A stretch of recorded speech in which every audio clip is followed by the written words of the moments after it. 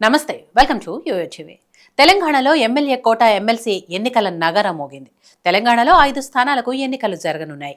మార్చి 29 నాటికి తెలంగాణలో పదవీకాలం ముగిసే వారిలో మహమూద్ అలీ, సత్యవతి రాథోడ్, సేరి సుభాష్ రెడ్డి, ఎగ్గె మల్లేశం, మిర్జా రియాజుల్ హసన్ ఉన్నారు. ఈ నేపథ్యంలో ఎన్నికల సంఘం షెడ్యూల్ను విడుదల చేసింది. మార్చి 3న ఈ ఎన్నికలకు సంబంధించి నోటిఫికేషన్ విడుదల కానుంది. నామినేషన్ల దాఖలకు చివరి తేదీ మార్చి 10గా నోటిఫికేషన్లో పేర్కొన్నారు. మార్చి 20న పోలింగ్ జరగనుంది. అదే రోజు ఫలితాలు వెలువడనున్నాయి. అసెంబ్లీలో ఇప్పుడున్న ఎమ్మెల్యేల సంఖ్యాబలం ప్రకారం కాంగ్రెస్కు 4 స్థానాలు, బీఆర్ఎస్ పార్టీకి 1 స్థానం దక్కనుంది. ఈ నేపథ్యంలో తెలంగాణ కాంగ్రెస్ పార్టీలో ఈ ఎమ్మెల్సీ ఎన్నికల రేసులో ఆశావహుల సంఖ్య రోజురోజుకు పెరుగుతోంది. ఎన్నికలకు ముందు ఇచ్చిన హామీ ప్రకారం సిపిఐ పార్టీకి 1 స్థానాన్ని కేటాయించాలని ఆ పార్టీ నేతలు సీఎం రేవంత్ రెడ్డిని విజ్ఞప్తి చేస్తున్నారు. ఎంఐఎం పార్టీకి 1 స్థానాన్ని కేటాయిస్తారని వినపడుతోంది. ఇప్పటికే ఢిల్లీ కేంద్రంగా నేతలు తమనంటే తమను అభ్యర్థిగా ప్రకటించాలని లాబియింగ్ కూడా చేస్తున్నట్లు సమాచారం.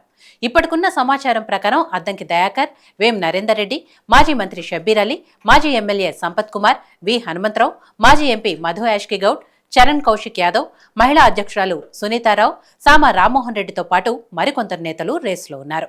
మైనార్టీ వర్గాలకు చెందిన నేతలు అజారుద్దీన్, ఫిరోజ్ ఖాన్, ఫహీం ఖురేషి కూడా ఈ పోటీలో ఉన్నారు. ఇక మైనార్టీ కోటాకు చెందిన వారికి మంత్రి పదవి దక్కే అవకాశాలు కూడా ఉన్నట్లు వార్తలు వినపడుతున్న నేపథ్యంలో వీరి పేర్లు తెరపైకొచ్చాయి. ఎప్పుడూ సొంత పార్టీ నేతలపైనే ఫైర్ అయ్యే మరో నేత తూర్పు జయప్రకాష్ రెడ్డి అలియాస్ జగ్గారెడ్డి కూడా తనకు అవకాశం కల్పించాలని కోరుతున్నారని సమాచారం. అయితే ప్రస్తుతం ఈ ఎమ్మెల్సీ ఎన్నికపై కాంగ్రెస్ సీరియస్ గా ఫోకస్ చేస్తోంది. ఎస్సీ కోటాలో, అదేవిధంగా ముస్లిం మైనార్టీ కోటాలో కాంగ్రెస్ నాయకుడికి మంత్రి పదవి దక్కనుందనే సమాచారంతో సీనియర్ నేతలైన షబ్బీర్ అలీ, అద్దంకి దయాకర్లు పోటీకి ఉత్సాహాన్ని చూపుతున్నారని వార్తలు వినపడుతున్నాయి. ముఖ్యంగా దళిత వర్గానికి చెందిన కాంగ్రెస్ నేతకు కొత్తగా ఏర్పడే కేబినెట్లో చోటు దక్కనుందని సీఎం రేవంత్ రెడ్డి ప్రకటించిన నేపథ్యంలో ఈ ఎన్నికల్లో అద్దంకి దయాకర్కు తప్పకుండా చోటు దక్కుతుందనే ఆశాభావంతో ఉన్నారు. 2023 ఎన్నికల్లో తుంగతుర్తి ఎమ్మెల్యే టికెట్ త్యాగం చేయడం జరిగిందని, తప్పకుండా తనకే ఎమ్మెల్సీ పదవి దక్కుతుందని ఆశాభావం వ్యక్తం చేస్తున్నారు.